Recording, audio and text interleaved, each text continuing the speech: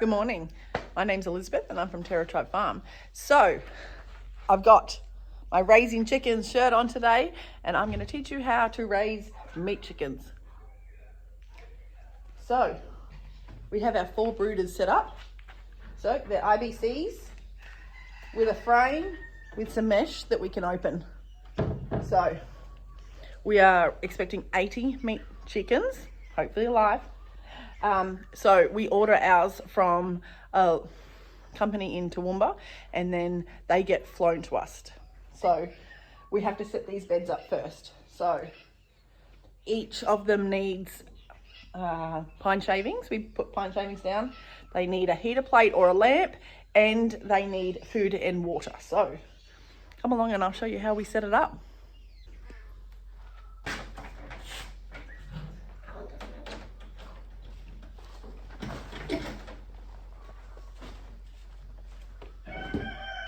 Our little farmer's going to help us. So we'll probably put half a bag each of the pine shavings in the bottom. So with 80 chickens, we put 20 meat chickens in each IBC.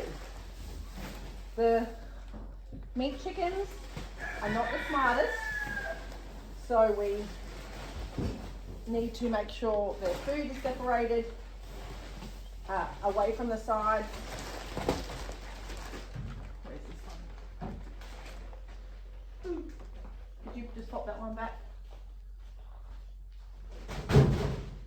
Gently, just pop that. Put the rest in here.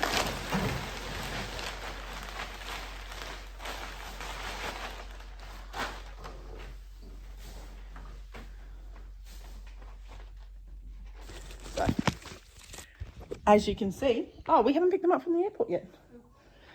So, these are our pine shavings.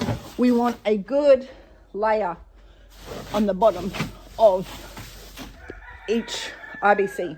So, the reason we only put 20 meat chickens in each of them is because they either squash themselves from trying to get to the food, squash themselves from trying to get to the light, or squash themselves from trying to get to the water. So they will actually lay on top of each other and kill each other just for that. So we used to do 40 in each, but we're going to try 20 and see what our success rate is. So then I'll do the next 2.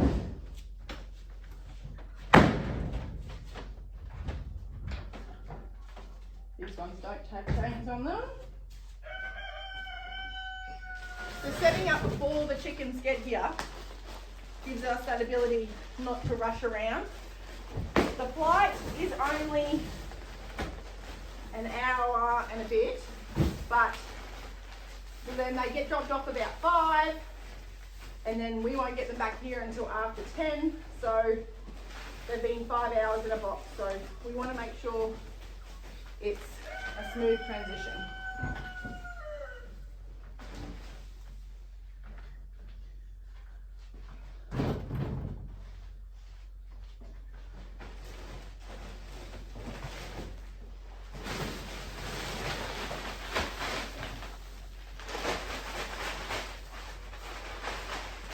This is just animal shavings.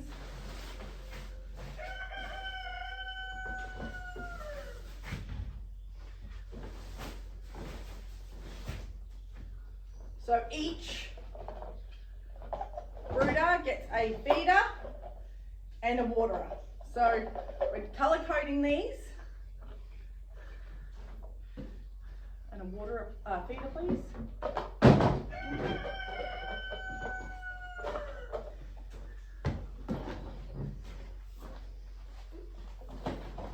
Close these.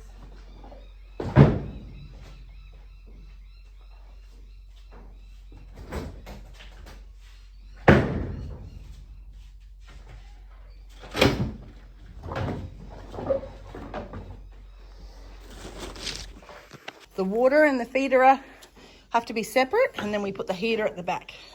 We need to make sure they have plenty of space to get around. We do lift this up with a wood block, but I haven't seemed to got any at the moment. But it can stay on the ground just while they're really little, but in probably about 3 or 4 days time we'll have a little block, because they just fill it up with the sawdust, the pine shavings. These are our plates. We also use the bulbs. It depends. I think we've got 3 of these plates. So this one does 20 to 25 chickens and very little power. So this one is new, so we can set this up. I highly recommend these when using the pine shavings or wood shavings, because there's no lamp, so there is no chance of anything being lit on fire. The only thing with these is to make sure that it isn't too low, to make sure your chickens can get under it. I'll pop you down and set it up. Okay, so take it out of the packaging. So this is the heater plate, so this is what warms up. These I have found is the most consistent with heating them. The lamps are okay. They are red, so we use the infrared lamps, so you can actually see if they're working, but this has a light to see if these are working. So simple to put together. It's 1 plate, 4 legs. We'll open these up. The black bit on the bottom, this pointy bit on the top, and you literally push this yellow button in and push it in. So these are all the different settings that you can have them at. Since they're day olds, we want them at the smallest one, but probably we can always change it once they get here, but having 2 runs down the bottom. And as they grow, you can bring it all the way to the top. So we'll do this with the rest of them. Remembering the black bits at the bottom.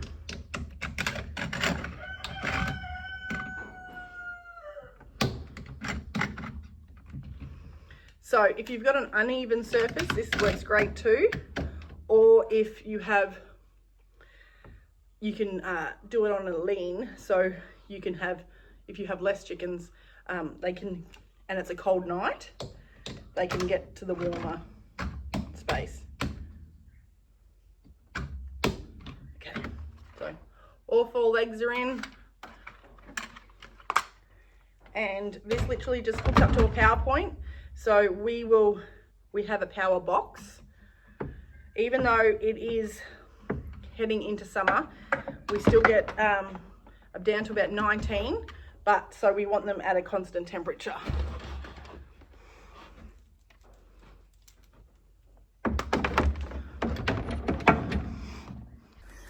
Plenty of room for baby chickens under there, and you need to make sure that they have plenty of space to escape the heat. So when they get hot, they can move over. When they want to drink and eat, there's lots of space to run around. They get big very quickly.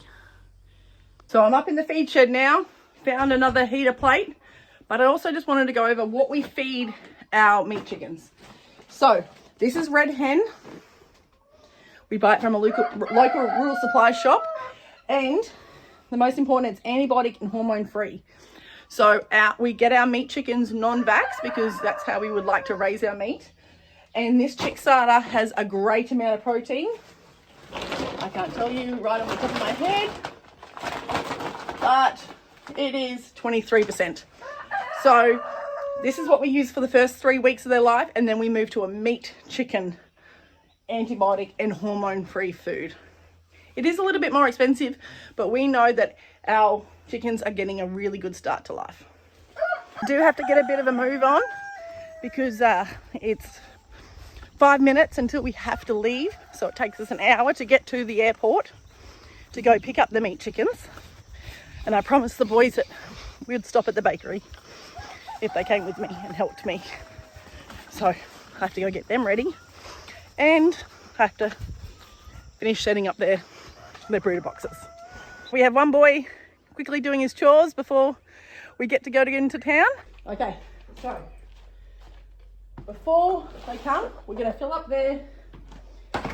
all their food trays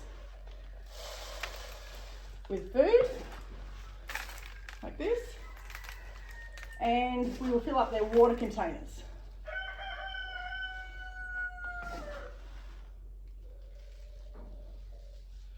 We want to keep them fed. So the reason meat chickens grow so fast is because they have access to food 24/7. And they need it because they grow so fast. The reason we only raise meat chickens in the spring and summer and autumn is because in winter it's just way too cold. So they don't get normal feathers like normal chickens. So these guys are bred for meat. Commercially, they're ready in 6 weeks, but since we raise ours on pasture, they're ready. We cull them about 10 to 12 weeks.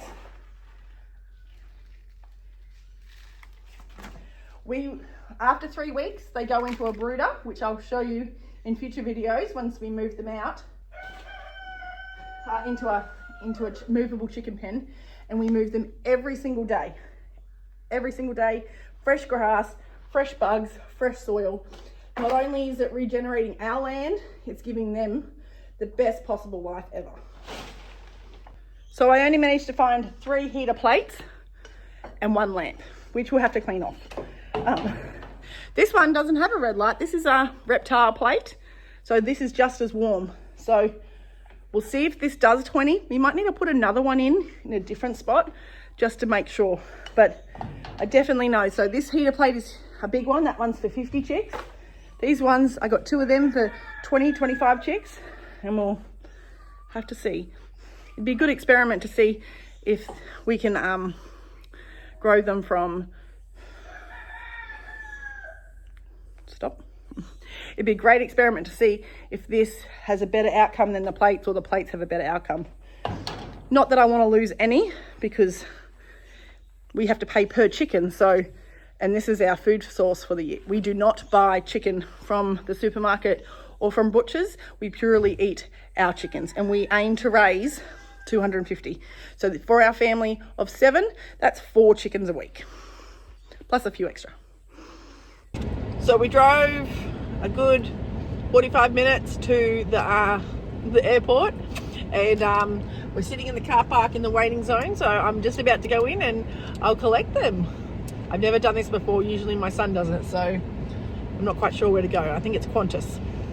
I was waiting in the wrong area, and we have to come around here to the freight door. Just over here. I guess we just wait here for the chickens. So they're arrived. We got them in the car. I couldn't film out there because I'm not sure everyone else wants to be on there, but let's see. It's going to be a noisy trip home, but I promised these boys bakery food, so we can go get a pie now, guys. Yay! 1974. Chase, do you want to show us one? Of course, we can't help but cuddle them. Ah, there they are!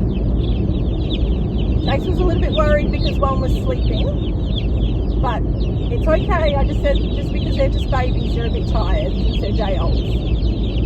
As you can tell, it's very loud, and we've got the heater on in the car, so they don't get too cold, even though it's nearly 30 degrees outside. What's it doing, Chasey? Sleeping.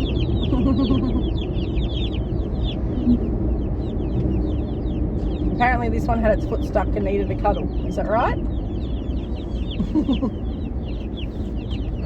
The antics of bringing baby chicks home in the car. Mandatory chicken cuddling on the way home. We just stopped to drop the boys off and look how everyone's so tired. We'll be out soon, guys. Okay, we're home. We're gonna fill it up with clean water into their water tubs and then pop them down. I've gained some helpers. Edith and Everdeen are here. Lucky, didn't know how I'd do it without you. I know, right?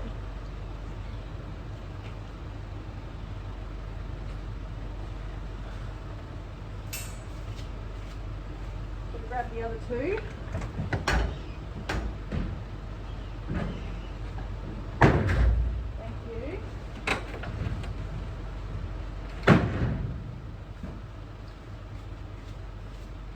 Grab the other two dishes.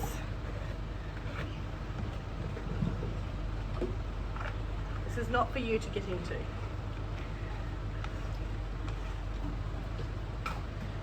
They're drinking the water. That's fine, but I need to fill up my tubs. I'll leave it there for you. There we go. Okay, so let's go get the baby chickens. Okay, so the chickens arrived, but the goats are getting in the brooders. Out of the brooders. Okay, so here they are. All 80 of them, so 20 is going to go into each brooder. So we'll count them as we go to make sure everybody's here, and then we'll give them a drink of water. 1. Let's give it on. 2.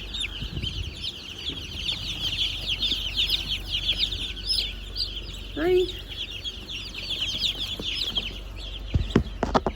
Might just put you guys down. 3. 4. 5. 6. 7. 8. 9. 10. 11. 12. 13. 14. 15. 16. Oops. Sorry, guys. 16. Okay, you need to get out of the brooder. Out of the brooder now. Out of the brooder. Everdeen. This is what goats do. Come on. Out of the brooders. 18. 19. 20. Okay. Did I miscount because of the goats? I might have to count again. Recounted them. I was up to 18. 19. 20. Okay, now they're in their little homes. And I'm trying to keep these guys off the brooders and out of them. Next line. 2 sets done. 40 chickens in. Naughty goats are still terrorising. Please do not jump on the cages. This is not good. Not good practice. Third lot done. 1, 2, 3. We've only got these guys to go. Okay, we'll take these over.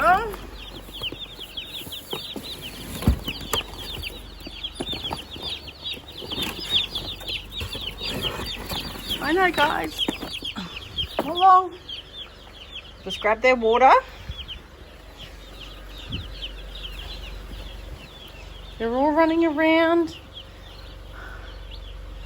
flapping around. They've got so much space. They can go under the heat plates.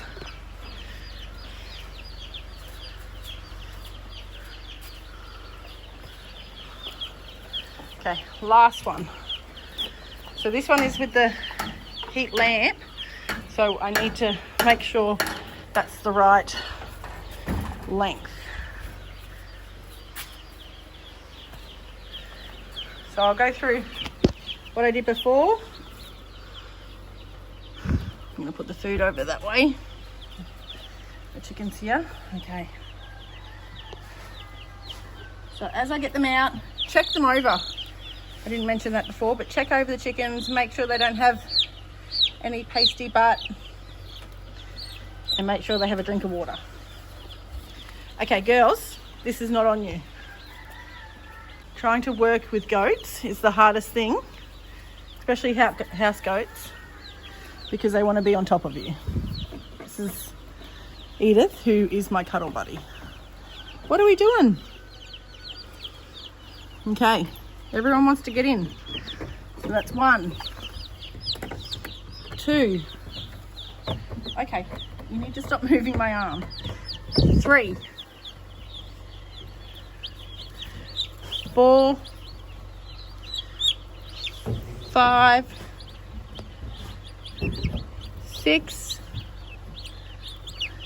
7, 8, 9, 10, 11. Your food's over there if you want some food. 12, 13,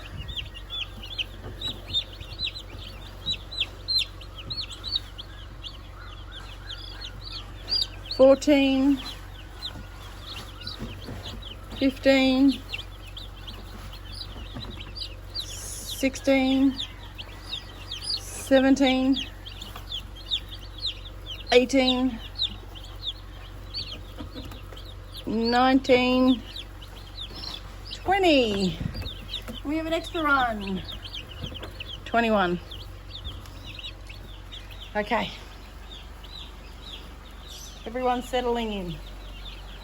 That was a big 5 hours, wasn't it? When you were only born, not yesterday, the day before. So, we've started off with 80 chickens. Let's see how many we can grow out.